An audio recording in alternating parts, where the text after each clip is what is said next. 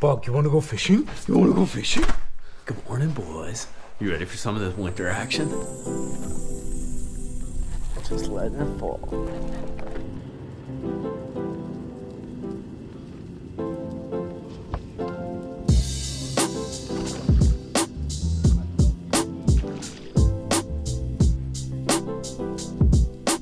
What is going on, my homies? Welcome to mikeybalzz Fishing. I got a cool topic for you guys, and here's what we're gonna do. Actually, the next 7 days on MB Fishing, we are going to delve into probably what I think is one of the easiest to fish, I guess you'd say, and most successful. You can fish it anywhere from like a foot of water, 6 inches of water even probably, all the way down to like 15, 20 feet of water. It's super versatile bait, and there's so many different ways you can fish it. It's just the most versatile, cool technique, and it catches bigs. It's perfect for this late winter, early springtime when those fish are just starting to move up, getting that pre-spawn.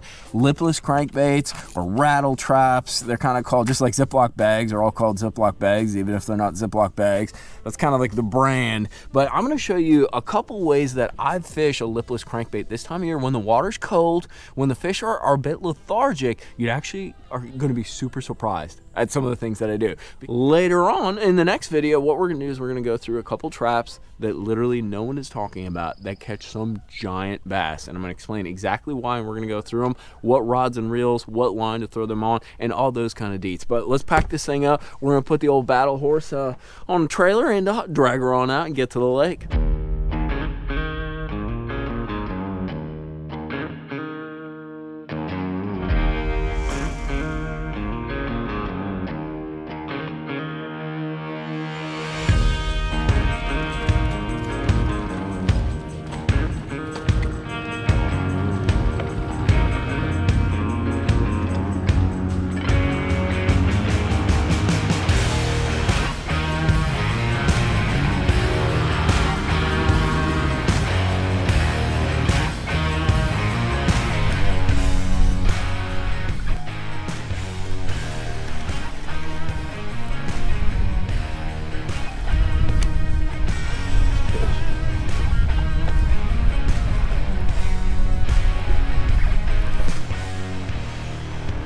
Fish on them.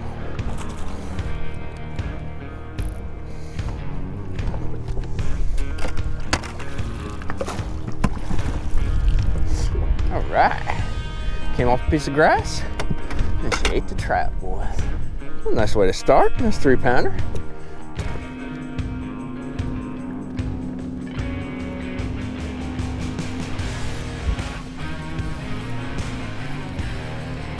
Fuck up with them. Nice one.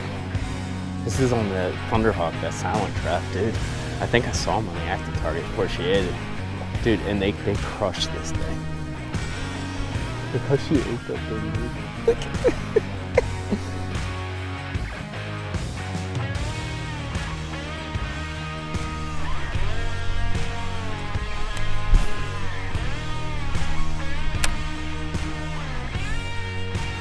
She is. Dude, I saw that fish jump. That's a big one. Again on the silent rattle trap. They're just kind of scattered around this point right here. Not even feeling them bite. That is a big one. Dude, and he got it again. This dog loves him some bass, dude. Loves him some bass. How about that, boys? Another 3-pounder. I like it. So when you're fishing this trap like this, I like making super long casts. That's why I run a little bit longer rod, 7.3, but it's a medium, so it's a little lighter rod. I let it sink down a little ways. I have 12-pound fluorocarbon on my 1/2 ounce setup, and then I have 15 on my 3/4. But especially early season, when it's pretty cold, water temps, 40s and 50s, I just kind of slow roll it just like that. And then I'll pop it occasionally. And the pop really depends on kind of the attitude of the fish, or if I get hung on grass. So if there's a little clump of grass, I'll pop it up and pop it over. Otherwise, usually if I feel like I'm hitting the bottom, I might just kind of give it a lift. The weird part about especially early season trap fishing is sometimes those fish just want it like straight reeled. They don't want it all fancy, ripping it off the grass, getting a reaction. The water's so cold that they just want that subtle vibration. They follow it and they just eat it. they just snatch it up. But just kind of a pulsated retrieve. This is a 721 reel, so it's a little bit faster. I like that because I can pick it up off the grass, and when I do rip it, I can quick pick up that line and make sure there's no slack line in there, because a lot of your bites will come on that rip, that pop, and it just triggers them. But that's about it. It's pretty simple. Long casts, you know where your edges are, know where your breaks are, and you're either doing one of two things. You're going over cover, like grass or something along those lines, maybe a gravel bar, or you're bumping it. And you're getting that nose of that trap down in there, and you're just slowly kind of letting it dig and kind of walk across that hard bottom where you think they're located, like a road bed, anything along those lines.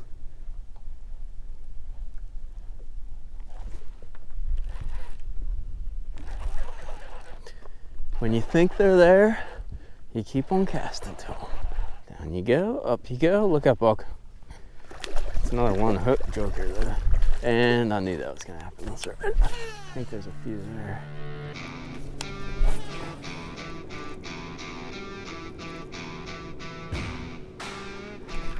Got him right at the boat, dude. Oh, that's a big one, dude.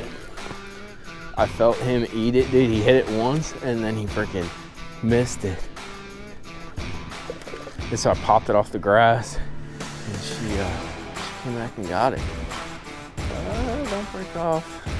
The line is on the hook. Gotta take it easy there. Look up. Oh. That's a pretty fun round, boys. How about that, Nichols? How about them apples? I missed her once. Sometimes you can feel them kind of knock at a trap, especially when the water's this cold. And then she came back and clunked it. Getting right quick, boys. Red ball? He loves this kind of thing. Look at that chunker, dude. What are you going? Fat bass, fat Gunnersville bass. All right, go back down there. Go back to your home. Let others know that I'm coming to catch them on the trap. And that's another good one. I'm a little too quick with the reel, huh? Get the old red trapster freaking coming through. I don't think the trick is that it's red either. I think it really has to do with the fact that it's silent. They just get so many traps that have, look up, well, they get so many traps that have BBs in them. They're not used to that.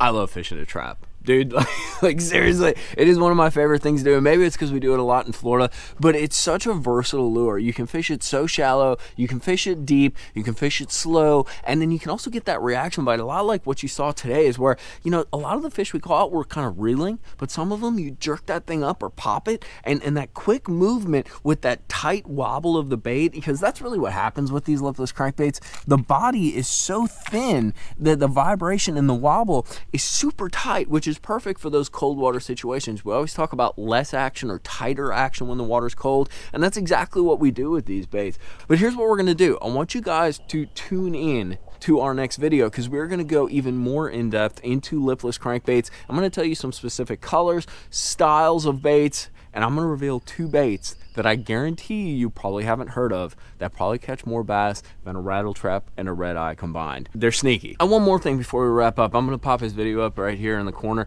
but go check out my boy Tyler at Bass Fishing HQ. He is one super cool dude, all about teaching, learning, just like I am, and a grassroots, super down-to-earth YouTube angler. But go check him out. You'll see his video right here. Click on it, go watch him. But we'll see you next time. Make sure to tune in for the trap videos to come. Later, boys.